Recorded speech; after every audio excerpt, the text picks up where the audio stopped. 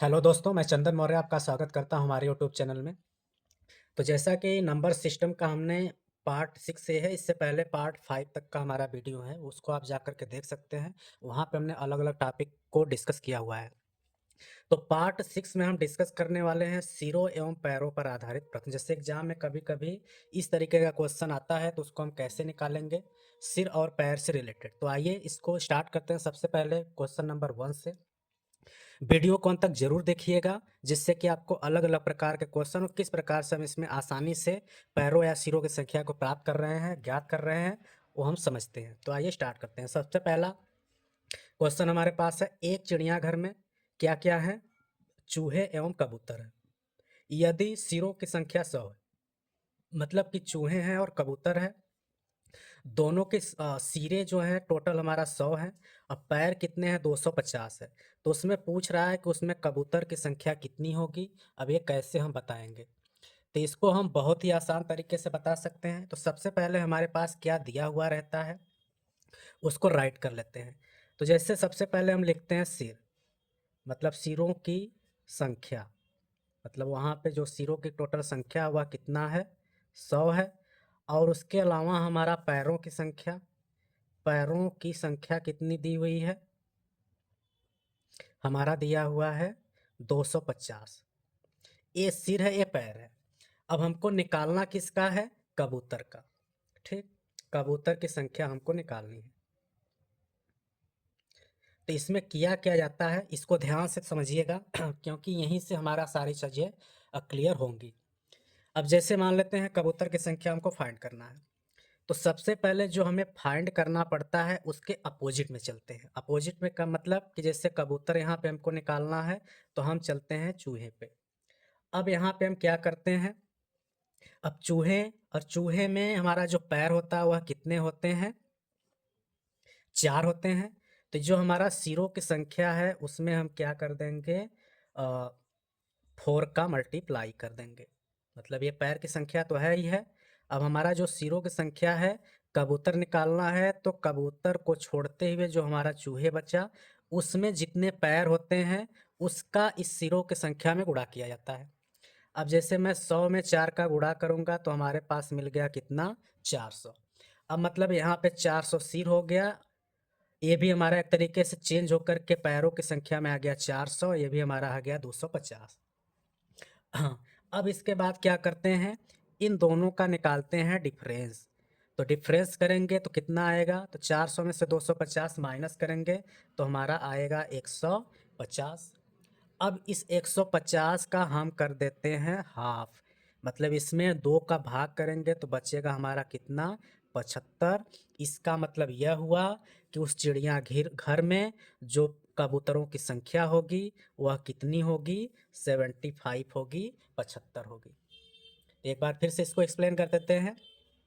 चूहे और कबूतर थे, सिर टोटल कितने थे? 100, सिरों की संख्या 100 लिया, पैरों की कुल संख्या 250 था। हमें निकालना है कबूतर की संख्या। कबूतर की संख्या कैसे निकलेगी?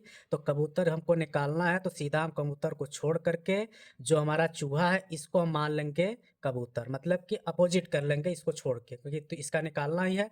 अब चूहे में हमारा कितने पैर होते हैं? 4। तो जो सिर की संख्या है उसमें हम 4 का गुणा कर देंगे, अभी टोटल हो गया 400। अब यही दो जो नंबर आता है इसका हम डिफरेंस निकालते हैं। डिफरेंस हमारा जो आता है उसमें वापस 2 का डिवाइड करते हैं, मतलब हाफ कर देते हैं, और हाफ करने के बाद जो आता है वही हमारा कबूतर की संख्या इसमें हो जाती है। तो इसी तरीके से आइए दूसरा क्वेश्चन को डिस्कस करते हैं, और भी चीज़ें समझ में आएंगी। वीडियो को बिना स्किप करे देखेंगे तो आपको और भी अलग अलग प्रकार की जानकारी इसमें से मिल सकता है। अगर क्वेश्चन आपका एग्जाम में आएगा तो उसको आसानी से आप कर पाएंगे।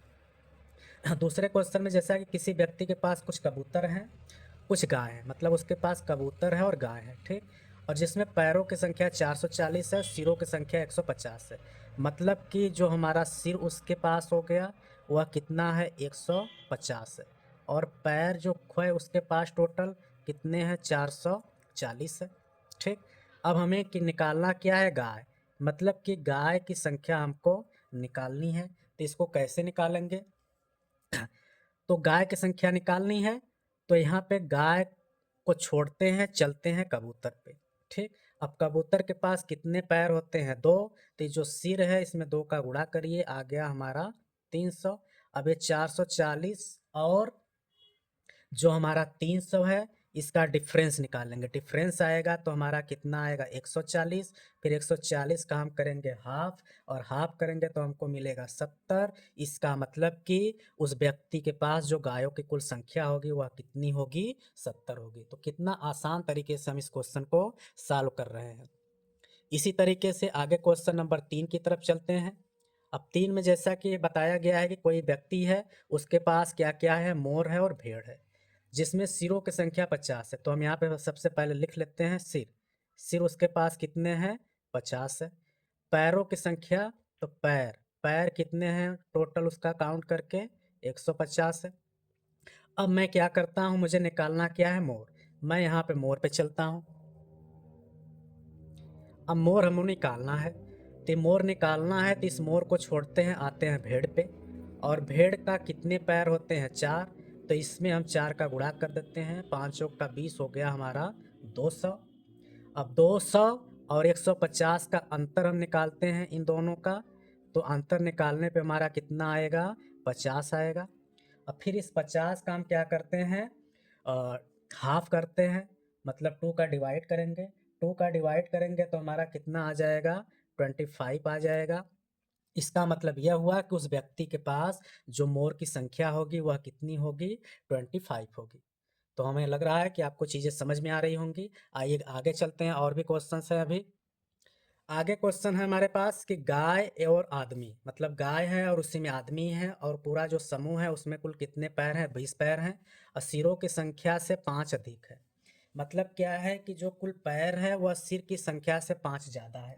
तो इसको हमें कैसे लेना पड़ेगा, इसमें थोड़ा मानना पड़ेगा हमें। क्या मानना पड़ेगा कि जो पैर है वह सिर की संख्या से 5 अधिक है। तो इसका मतलब सिर क्या होगा, कम होगा।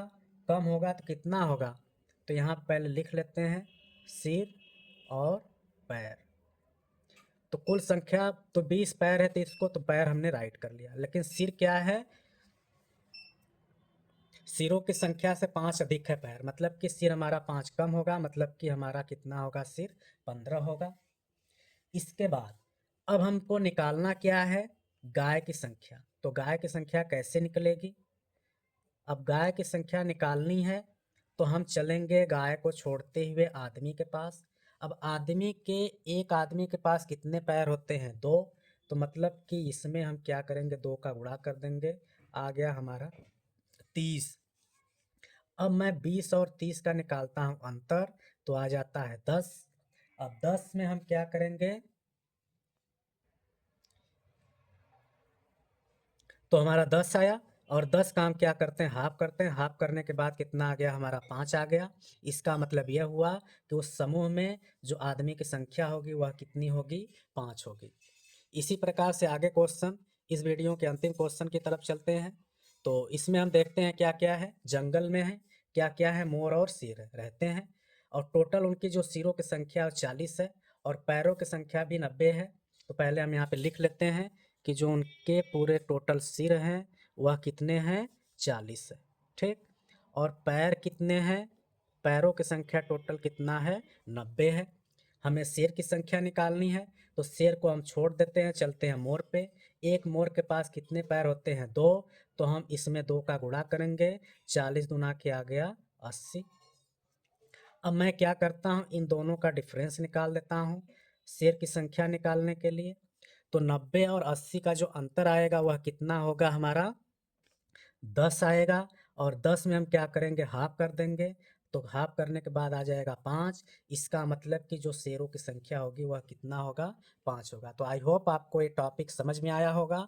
तो समझ में आया है तो अगर आप चैनल पर नए हैं तो चैनल को सब्सक्राइब भी कर लीजिएगा, और हमारे अ, इस वीडियो को अपने व्हाट्सएप ग्रुप में, फेसबुक ग्रुप में, या फिर किसी भी दोस्त को शेयर भी कर सकते हैं, जिससे कि उनको भी जानकारी मिले, वो भी इस प्रकार के क्वेश्चन को आसानी से सीख पाएँ, समझ पाएँ, अगर परीक्षा में आए तो उसको कर पाएँ। मिलते हैं अगले वीडियो में कुछ अलग टॉपिक के साथ, तब तक के लिए नमस्कार।